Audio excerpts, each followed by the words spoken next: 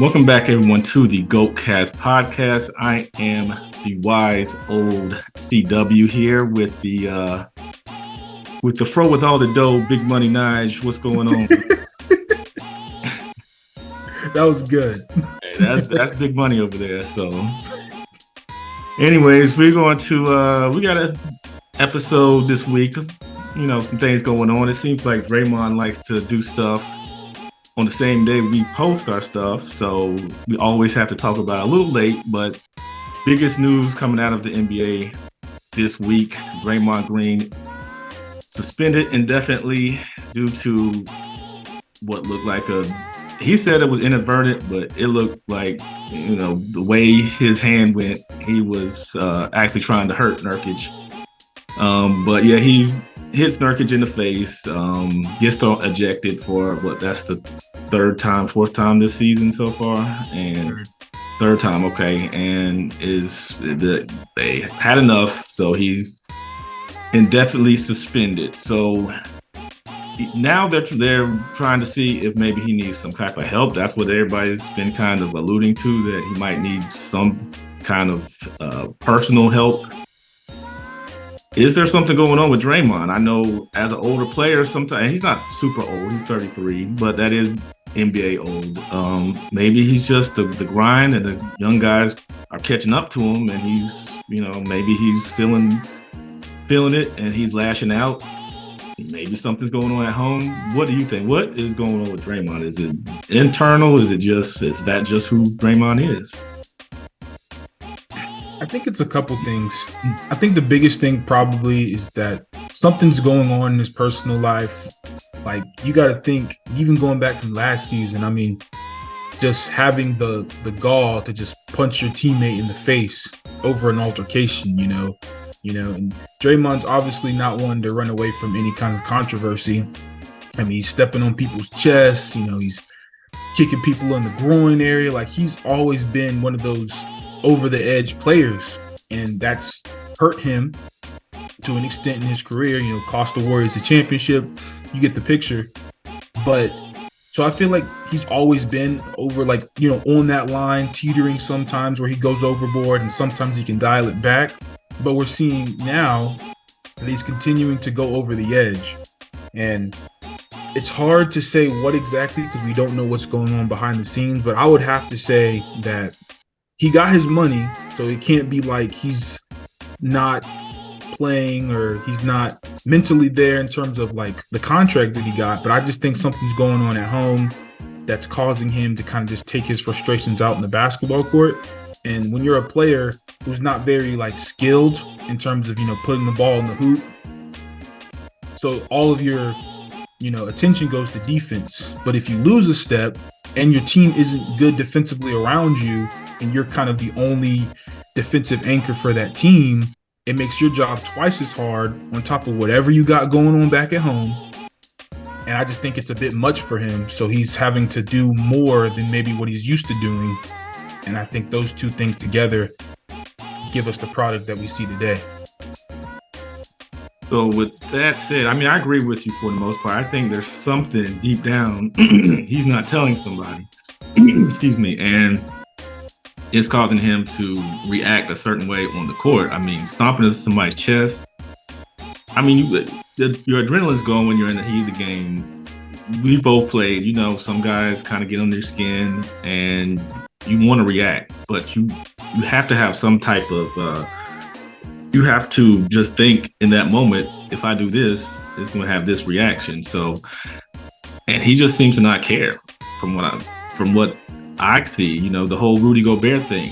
He knew he could have let go way earlier, but he kept the chokehold or whatever on him. And he knew that was not a natural flail as far as his hit on Nurkic, because if you throwing your arms up to kind of, just make a move like I'm getting fouled, your arms don't move like that. So it's something, and it seems like he picks on certain style of players or certain players from certain areas. He got Sabonis, Nurkic.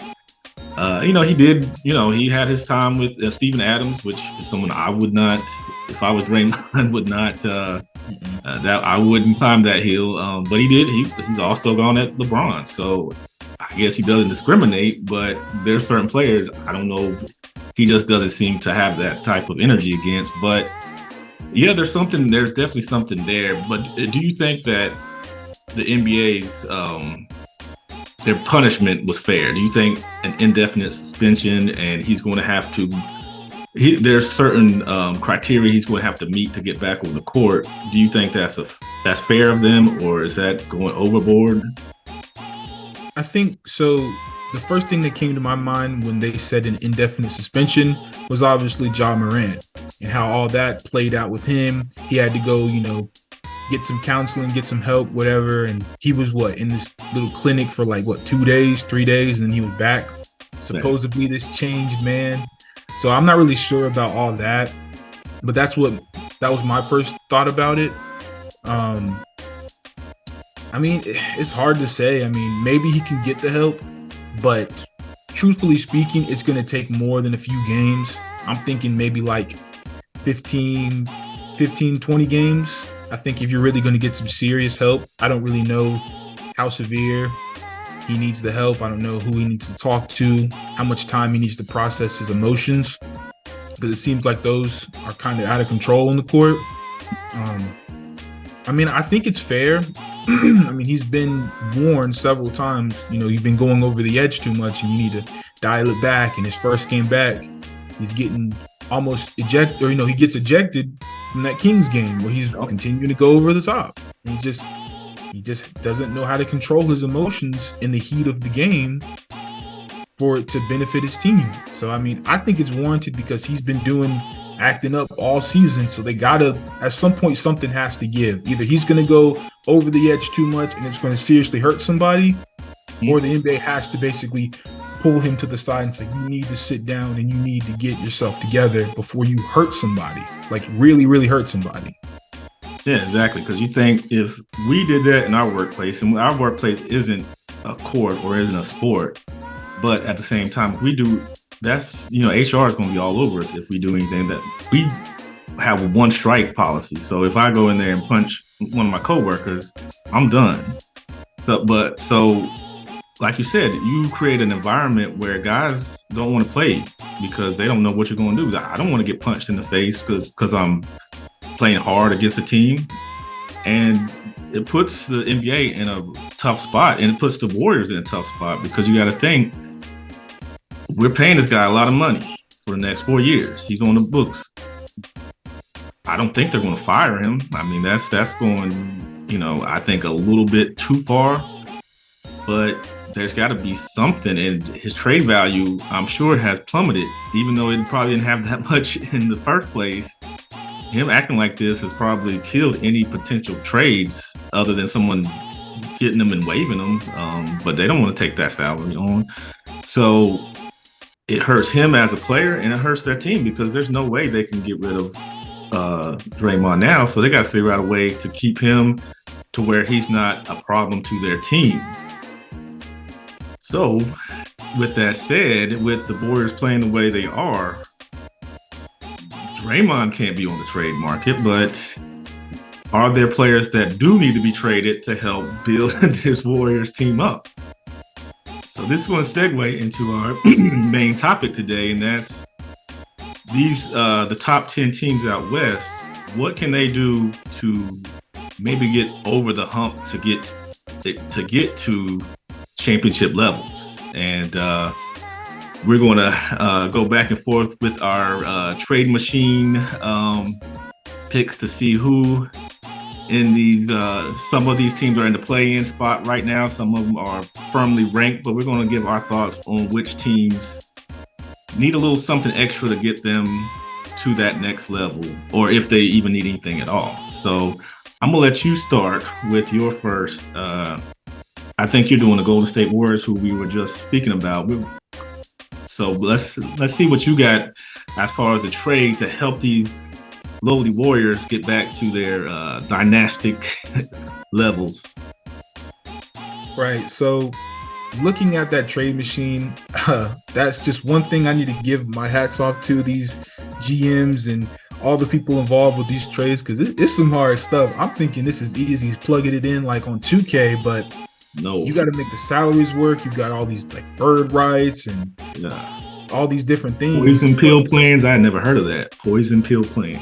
Like it's crazy. But for me, looking at the Warriors, it was hard because Clay makes too much money to really get like unload him.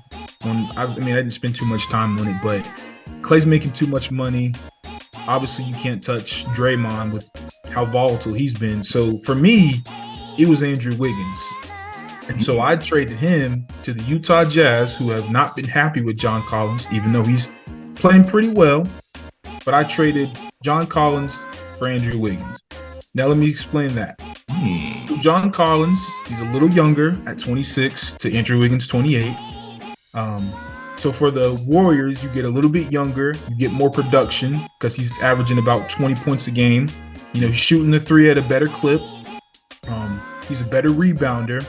And I think that's one of the things that, even though Golden State isn't really bad on rebounding, I think having another player like John Collins, who's not afraid to get in there and get some more rebounds, where you see kind of Wiggins is more perimeter oriented when you'd like him to be a little bit more physical down low, I think John Collins gives them that edge. And for the Jazz, I think Andrew Wiggins kind of, because obviously the salaries are about the same, you just don't have to pay Wiggins as much long-term as you would John Collins. So I think Wiggins also gives them a little bit more experience. I think it just gives Wiggins a fresh start and plugs him in that place where I think they want John Collins to be a little bit more perimeter oriented, but I think he's not that kind of player. And I think Wiggins in that position could thrive a little bit better. And so for me, I think that's why he fits a little bit better with what the Utah Jazz have going on, even though it ain't much. That's my step. Okay, so you think that's pretty. You think that's an even trade? Because a lot of times, if you're in the same conference, you don't trade to make the other team better, unless you're just desperate to dunk. You normally don't trade somebody that's going to really boost one of your potential. Even though the Utah probably won't make the playoffs, but this one seems kind of lateral move. It gives each team something. I mean, nothing major, but I think Collins would definitely help the Warriors a little more. And Wiggins, like I said, he can get a fresh start. I think him and Markkanen can, be a little 1-2 punch. And sometimes young players like him, he's got to the championship level. They might need a fresh environment. So, he's done everything he can do with the Warriors. He's not growing like he probably should. So ship him out somewhere where he can kind of get, the green light to do a little bit more. So, okay, I mean, I would do it. But I'm going to go over to the Phoenix Suns, who, when I last did this, was sitting at number 10 in the Western Conference. So they're in the play-in tournament right now. So I don't think any team would do this, but if they're feeling crazy, I have two for the Phoenix Suns. One is for the coveted, for some reason, Zach LaVine. I would ship off Bradley Beal, who is not looking like he's going to be much for the Phoenix Suns. Shipping out to Chicago. Chicago seems to be full sell mode, so they can dump that large contract of Zach's to the Phoenix Suns. I think it helps them a little bit. It gives them, Zach's been a little injury prone himself, but it gives them someone that can, since they don't seem to value defense that much, it gives them another potent scorer. I could see it. I don't think Chicago would be that crazy to do that, but I could see that being a potential suitor. And then I have another one that I was able to get. Like you said, the trade machine is very, very difficult to match up salaries and match up, all these crazy different criteria you have to meet. But also shipping off Bradley Beal to Chicago, but for DeMar DeRozan, Alex Caruso, Javon Carter, and Andre Drummond. Now, Phoenix would have to probably waive a couple guys to get those guys on the team, But what do you think of that trade? I think you get some defense with Caruso. You get some offense with DeRozan. I think you fit him in there with that. He doesn't need the ball all the time. You get another big to back up Nurkic with Drummond, who's solid, and you get a point guard.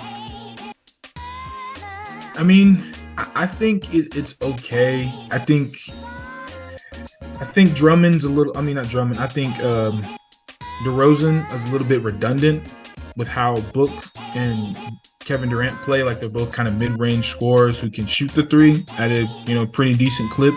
But I still think they all operate in the same area, which is why Bradley Beal kind of is an awkward fit, even though he is obviously all world in himself. Mm-hmm. But they all operate in the same, spots. Like they all want to get to those same spots to, operate on the floor. I think it's a good move. I don't really know if Chicago would really do it without maybe some draft capital or something that's going to help them kind of get into that rebuild phase.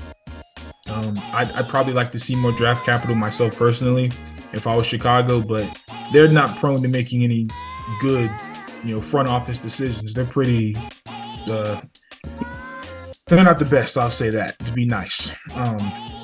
But I mean, it looks good definitely for the Suns. Definitely could help them go a little bit further. You kind of took my trade when you talked about the Suns for me, because mine was going to be Beal for LaVine and Andre Drummond. Because you said, we need a good backup big for Nurkic, who's not the biggest and not the most dominant down there. Obviously, I think LaVine is more he obviously could get to mid-range, but I think he shoots more threes, and I think he can get downhill a little bit better than DeRozan can. Obviously, neither one of their defenses is going to help the Suns, which the Suns aren't really that good defensively anyway, but they like to double down on offense. So I think those moves obviously don't make Phoenix a champion, but I do think it gets them a step closer. But I think your move where you get Caruso, Javon Carter, more pieces that can actually contribute when Kevin Durant and Devin Booker aren't playing the best, I think you would need players like that than a player like Bradley Beal, who's taking up so much money on your books and really can't give you much but offense. And he can't even stay on the floor to give you his offense. So he's really just $46 million of nothing. Yeah. Okay. So, what's your next trade? I did have one more for the Suns. It was just a straight up 1-for-1. Probably wouldn't make much sense on the other side, but we're going to go ahead and go into it. So I have Bradley Beal getting traded to the Toronto Raptors for Pascal Siakam. I think Pascal Siakam for the Suns gives them everything that they need in terms of the dirty work. I'm talking about, defense, rebounding, a little bit of playmaking, but they have enough of that with Book and KD, who they can both play make, but they just give someone else who can operate. He doesn't really operate in the mid-range in terms of where he needs the ball to score. He can get the ball there and get downhill. He can shoot the three a little bit. He's not the best three-point shooter, but he is a good, you can put him in a pick and roll setting. He can score really well out of that. He can pass out of it. And just, again, his defense is the main thing. He can hang his hat on the defensive end for this team and get, all kinds of defensive stops that they're really not going to get with a trio of Beal, Booker, and Kevin Durant. But you throw Siakam in there, and now you got more size and versatility with these lineups. That's true. I got Pascal going somewhere else, but I don't hate that trade. And for the Raptors, obviously, to get Beal, and you'd have to move probably OG or move him down to the 3 or something. But I think they might be in rebuild mode soon anyway. So I don't really know. But so okay, so I'm from the Suns. We go to the Pelicans, who I said Zion before, way back in one of my hot takes. I'm not going to move Zion right now. I would wait a little bit longer, see if he can get it together, get that conditioning right. But you just said this person's name, and that is OG Anunoby. I said my trade would be the Pelicans get OG.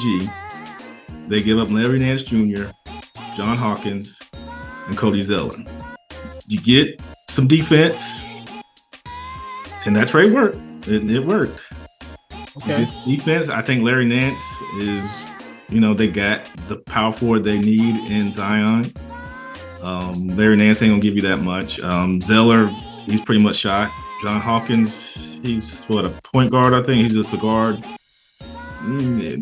They can be okay without him.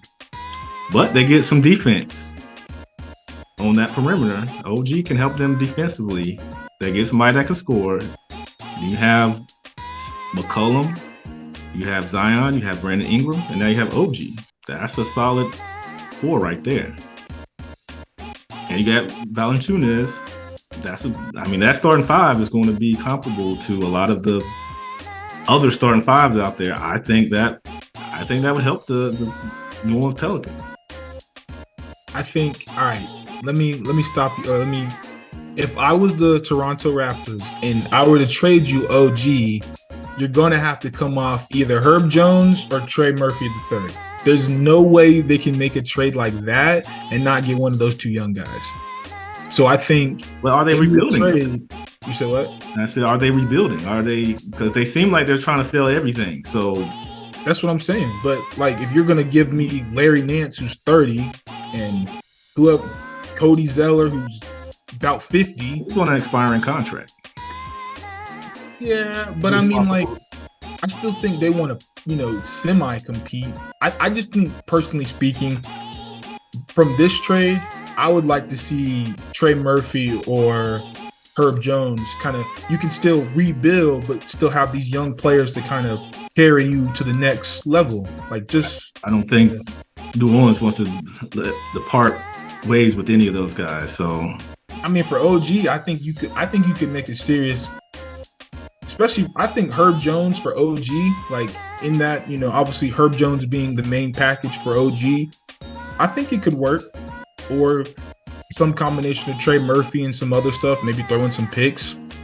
But I just think those are the players that could kind of get that deal done, because I don't have any stock on Larry Nance Jr. Like, he's cool, but he is nothing. He got 2 years left on his contract, so. But they can do something with that. But anyway, we're gonna move on to your next trade. So, looking from the list, I don't have anything for the Pelicans. Although from your my counter offer from your Pelicans Raptors trade, I don't have anything for the Lakers at this point in time. Although I would like to see D'Angelo Russell for maybe. You can't really move some of the other pieces that you could for like a better deal, like a Zach LaVine or something like a Caruso maybe.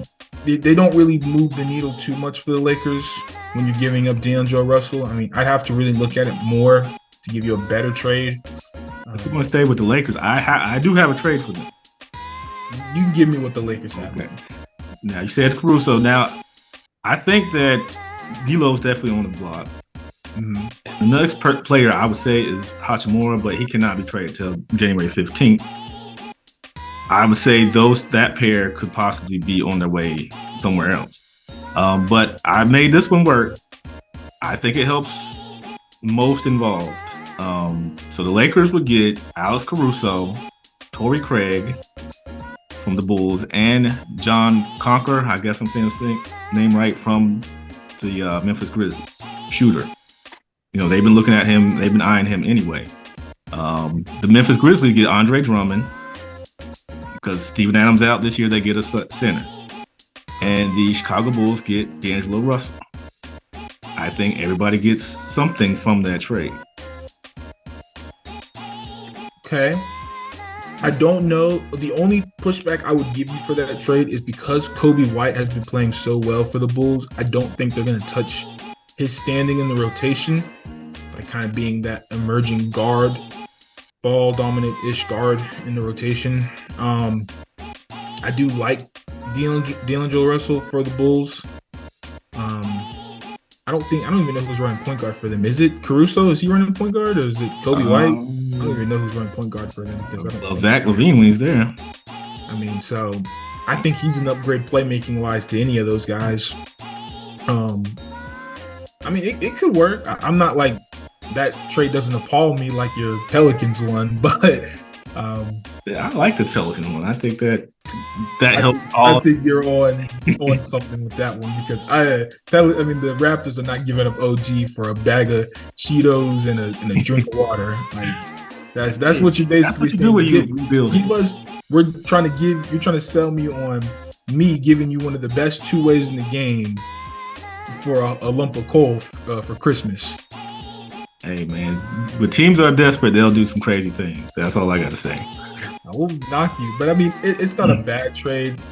Like I said, I don't know how much they're going to mess with the guard position as much with Kobe White, doing what he's been doing the last few games. But moving up on the list, and we can kind of popcorn around, but I have this one on my mind. I have the Dallas Mavericks and the Detroit Pistons. So for me, this is one of those lateral moves, but I think it helps both teams for different reasons. So I have Tim Hardaway Jr. from the Mavs for Bojan Bogdanovic from the Pistons. Free my man Bojan because that team is god awful, and he's averaging a cool 21 on a booty team. But he's shooting the three at a very good clip. 40% from three to Tim Hardaway's 37. So it's pretty much laterally in terms of what they give you, offensive production wise. I mean, obviously Bojan gets the ball more so he can score more. But I think putting him, who's a little bit older than Tim Hardaway, it puts the Mavs in that win now mode, which I believe that they're currently in. Like they're just a few pieces away. So I think putting him alongside Kyrie and Luka, who's someone who can create for himself and others, which he has shown that he can do. And he is a knockdown shooter, which is what you need on a Luka Doncic-led team. And they get to, unload some money. Like he's 2 years, 20 mil. And Tim Hardaway, obviously, he's 2 years, 17.8. But for the Pistons, they get to unload some of that money. And they also get to, again, start that rebuilding process and get some of these good pieces out of there for either some draft picks or just expiring contracts. So that's why I think this deal could work for both teams, and you could flip Hardaway for some picks to a contender or something if you really want to. Interesting, because I have two Mavericks. I had three, but I'm the third one I'm going to leave alone for the Mavericks. But I have Dallas and Toronto. We go back to Toronto. I have Toronto taking in Kyrie Irving. This is a lateral move. Kyrie Irving for Pascal Siakam. Get Pascal and Lively together. That's a solid duo right there. Okay. Siakam, he can shoot a little bit, so he can space for Luka. I think that's what the Dallas Mavericks need. They need some defense, and I think Pascal Siakam, he's got size. Him and Lively, I think, would be a pretty good duo down low. I think they'll be spaced enough to where they're not going to get in each other's way. I think it could work. What about the Kyrie on the Raptors? How does that work? You got Dennis Schroeder, Kyrie, OG. I mean, you eat that cost, and you let somebody else pick them up for the vet minimum at buyout. Buy him out. Buy out Kyrie Irving. Yeah. Have you lost your mind? Buy him out. What? You're going to give away basically Siakam for nothing. I mean, but they can, if they're rebuilding, they can put a team around Kyrie. He's not a bad player to build around. Yes, he is. He is not that bad of a player to build around. He is. We know he is not a leader. We know he cannot lead a team by himself. He needs to be number 2. He has shown that maybe they can sell somebody to come help Kyrie. But my second trade is similar to your first trade for the Dallas Mavericks. I have Bogdanovic going to the Mavs, Sadiq Bey, and Wesley Matthews. You can just let him go for Tim Hardaway Jr. and Rashawn Holmes. Okay. And this is, what are the two teams again? You said the Hawks and Mavericks. Hawks and Mavs. So the Mavs get some shooters with Bogdanovic, Sadiq Bey. He can come off the bench. He can do pretty much the same thing Tim Hardaway Jr. is doing for you off the bench. So you don't lose much there. The Hawks can unload some money. And because I think they're at their ceiling, so there's not much more they can do. They got to start unloading some players, unloading some contracts to kind of build that Hawks team up. So I think that works, in my opinion.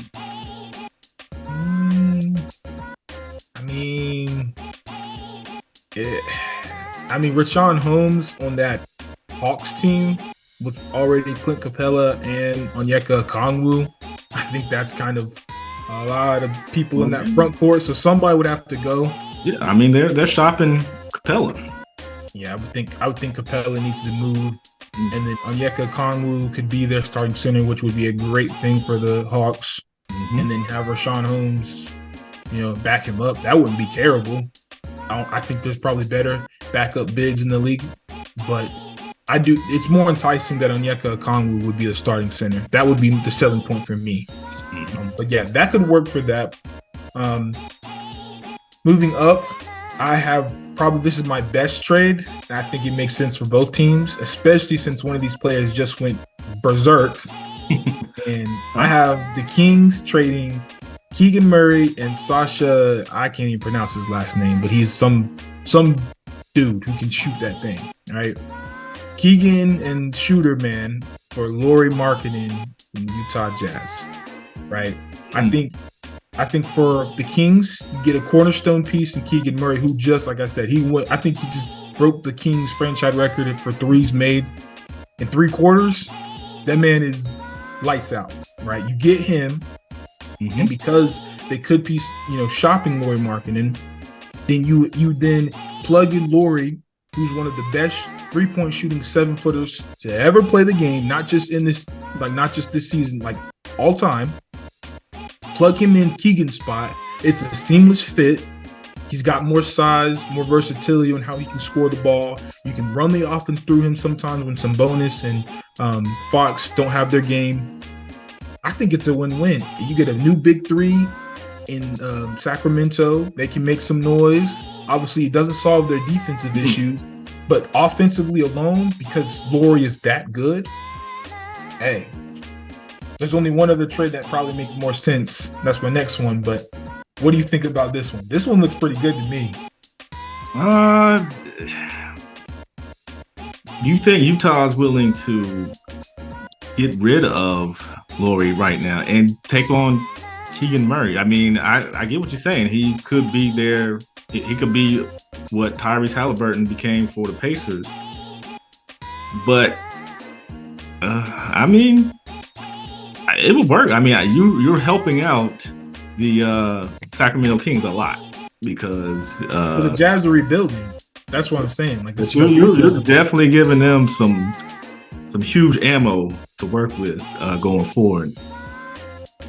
If I was the Kings, I would jump all over that. So if they can talk Utah into that, I mean, I have no problem. Murray's a great player, but I think Markkanen can boost them, take them above and beyond, and they can really be challenging the Nuggets and other teams, Timberwolves out west. So, yeah, I mean, I had one for the Kings, but I don't like it now because I like yours a little more. Mine was with Portland, bringing in Malcolm Brogdon, but I think he would help, but I think yours puts him a little bit more above where mine would. So I'd go with that one. I mean, like I said, I don't see Utah doing that. I think the asking price would be a little more, but if I got one more. Okay, for the Kings? Well, it's going to be for the Jazz. Okay. It's going to be the Jazz and the Thunder. Lauri Markkanen goes to the Thunder to join Chet, another god. Right. And then OKC gets, they get Lauri Markkanen and they unload Davis Bertans and they pretty much give them whatever draft capital they want for their rebuild. You got a 2024 first round pick from Utah. You can give them their pick back because their pick is probably going to be really good because they stink. You give a 2024 first round pick from the Clippers and even from Houston, which both teams seem pretty good, so they might not be that good picks, but you still have more draft capital you can give them. And the Thunder get Lauri Markkanen to join that juggernaut of a squad. That is a good move. You make a young team get another great young player. It's time to sell. The Thunder have been stockpiling all these draft picks. They got to do something with them. The Jazz, the Jazz are that right there, wasting away in Utah. Go get them. So you want to give away Lauri Markkanen for draft picks, basically. Because if you're a rebuilding team, that's what you should do. Like, you just want to restart and get the best team with all the draft capital is the Thunder, and they're on the way up. So all their draft capital, they don't need, at least most of it. So unload it for another great piece that could put you over the top in the playoffs, and then boom, you knocking on Denver's doorstep like, what's good? That would be a game changer right there. If they could somehow work that out, that would change the whole layout out west, because you got a young team that can get up and down, and you just add another potent scorer. Demigod. That's crazy. I can't see the Jazz doing that, but it would definitely, that would be a game changer. If that happens at trade deadline, I might have to change my pick. I still think Denver is there, but that's gonna be a tough team for them to match up with. What the Thunder did to them boys? That boy Chet was blocking everybody. I saw everybody. Woo! So I assume we're cutting it close right now. Teams like the Nuggets, they might look at the buyout market at some point. I don't think they're going to get rid of Christian Brown. That's pretty much the only trade piece they have. They're trying to build him up.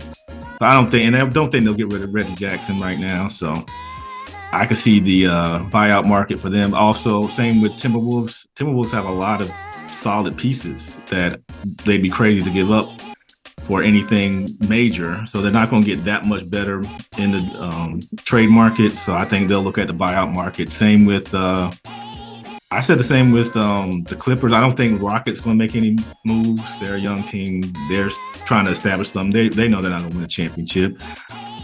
So these are the rest of the top tier of the West, I think, are staying pat. But some interesting trades you came with there. That if the Jazz are selling that hard, they could make that could make a lot of changes out west if they do that. But we got to finish it up for today. Thank you guys for watching. Please like and subscribe to the channel.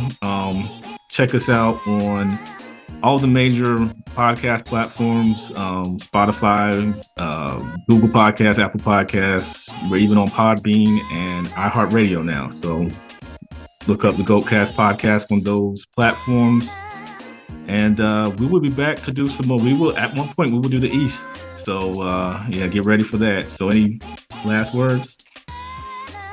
Let me know down in the comments, who had the best trade and what are some trades y'all would make. Keep us posted. Yeah, let us know what trades you think some of these Western Conference teams may need to get to the next level. So that's going to finish out this episode of the GOATcast podcast. Please, like I said, subscribe so you can check us out on our next episode. We'll be back Wednesday for Midweek Mayhem. Check you out then. Peace.